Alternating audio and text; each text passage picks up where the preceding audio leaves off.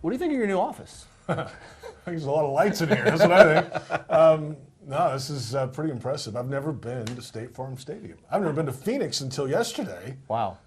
So this is a blind, full move across the country to kind of reboot my entire life and career. And I'm excited to be here. It's a beautiful place, and the people have been nothing but gracious so far. So, yeah. How did the path to get here prepare you for the road ahead?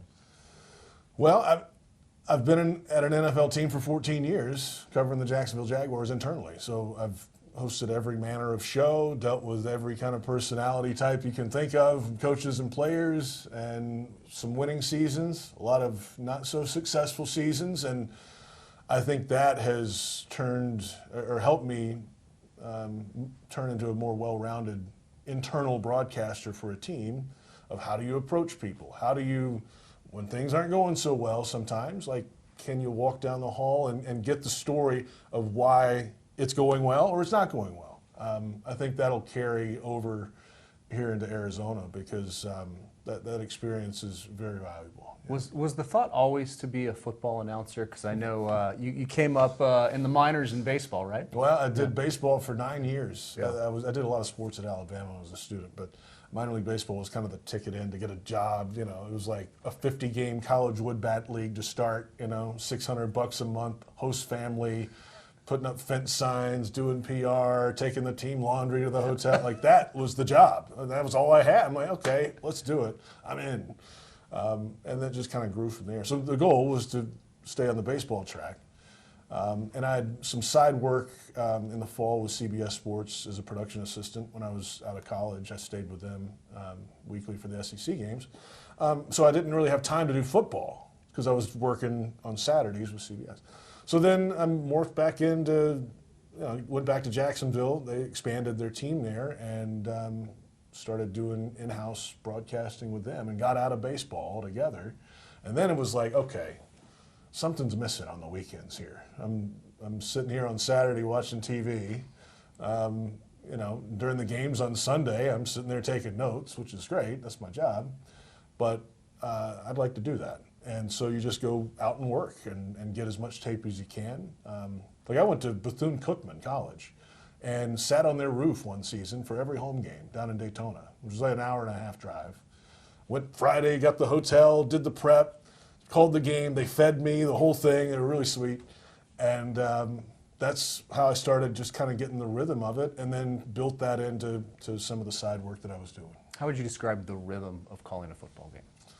Well, I mean, it depends on who you're with, right? Like, it's not going to be Vince Scully where you're doing 9 innings by yourself, right? It is a team broadcast, and there are not just AQ, but Danny on the sideline. But it is a play-by-play announcer's game, in my opinion.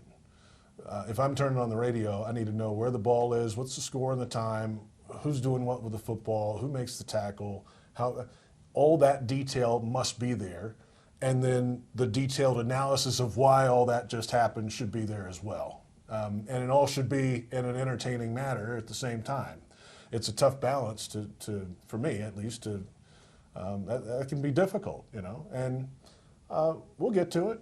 It's going to be fine here. It's going to be more than fine. I think it's going to be great. There's a high standard here too, so you got to remember that. They've done it at a high level here for a long time, and so I want to match that certainly with our whole team. But I think there's more to go from there. That's the goal. Like we can be better and extend that standard forward.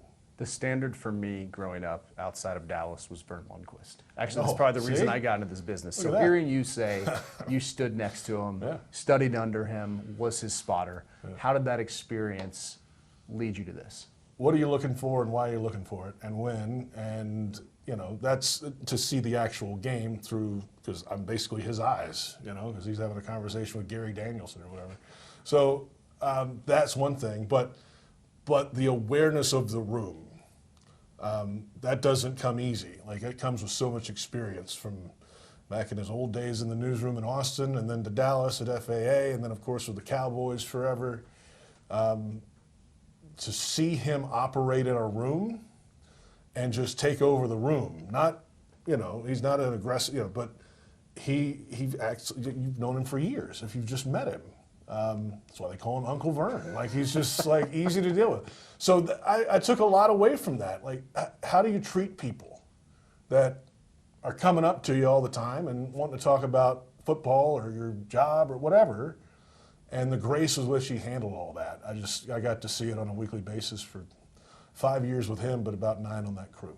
The great Jim Omahundro put out a couple of your calls on Cardinals Twitter, and I did notice that you have called quite a few Marvin Harrison Jr. games. Yeah. So when you watch him play, what do you feel like his ceiling? What could we see this year from MHJ if he can duplicate what you've already described him doing on the football Let's keep him healthy. I know there was an issue a little bit last year. He was off to the side a good bit.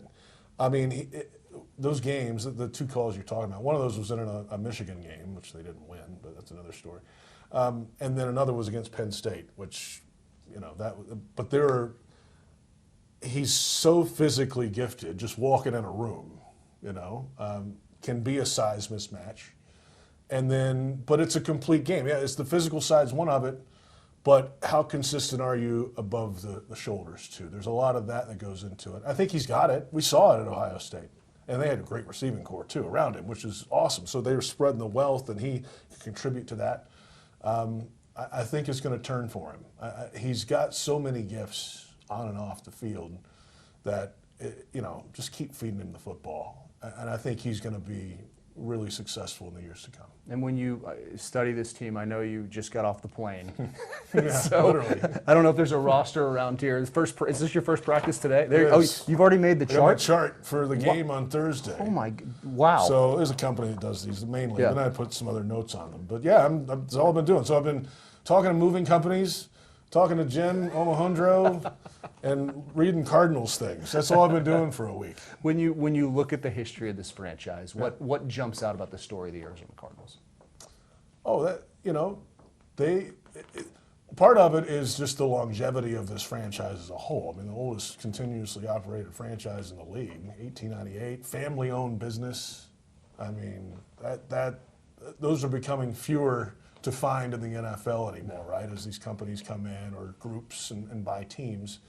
So that's evident on the first day I walked in the office earlier this week that, okay, this is a family business, and they operate it at a high level. I mean, look at this place. They sell it. It is important here.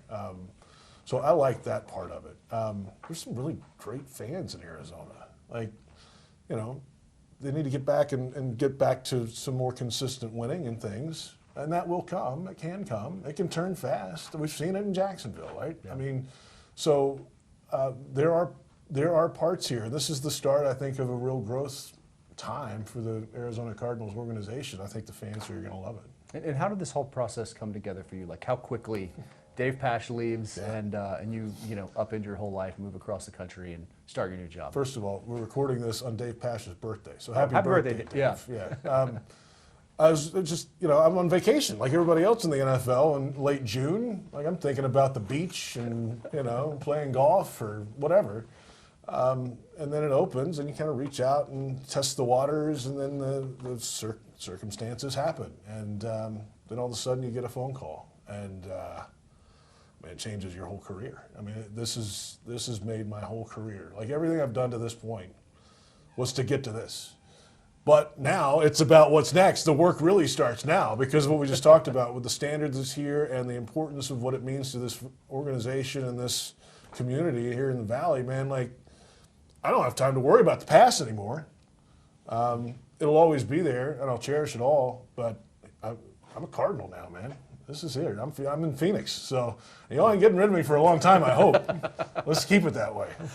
Just turn around. This is your view. Can you imagine yourself sitting here making some of the calls of a lifetime? Yeah, I mean, this is a decent stadium. Oh. No, of course. This is, there are some really good parts to this team and some really good young players that are fighting for a chance here.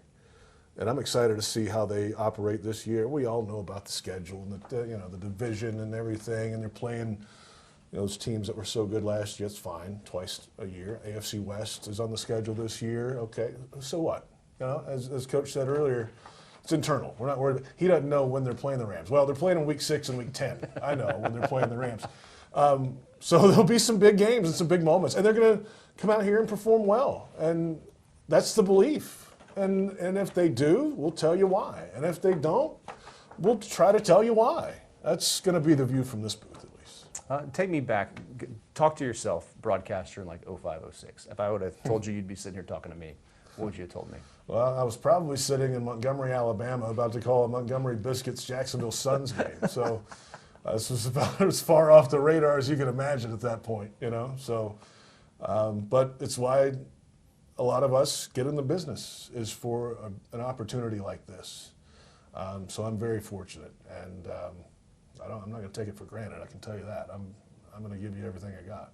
Are you prepared for like an AQ Shipley hit on a big play when he gets real excited, and maybe like a hug? Well, I tell you, they didn't know until yesterday that I'm 6'3" myself, right? So I challenge any broadcast booth in the league to a tag team match, because pound for pound, the Cardinals booth is about as good as it gets in the league. Awesome. And just finally, you got your first game on Thursday. Yeah. So how do you just take everything? I mean, it's like funneling it all together. What's it?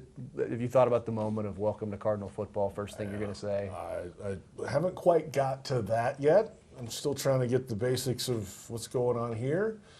That will come, and the storylines will come as the preseason continues. Like, it's not going to be perfect. I don't know that. Even if I'm here for 20 years, it probably won't be perfect some days. Like, there's not a such thing as a perfect broadcast. Like, Preach. So yep. We're going to work on that, and you strive for it, and I'll give you everything I got on that. But for me this week, once the ball's on the tee, we're playing football. Like, it's a football game, and we're talking about the Raiders and the Cardinals, and we'll get to some of the storylines of camp so far, and that's fine. But it's a football game. I mean, and it's going to be a very important one for me, just personally. But nobody else cares about that. Like, they want to hear what's going on with the Cardinals.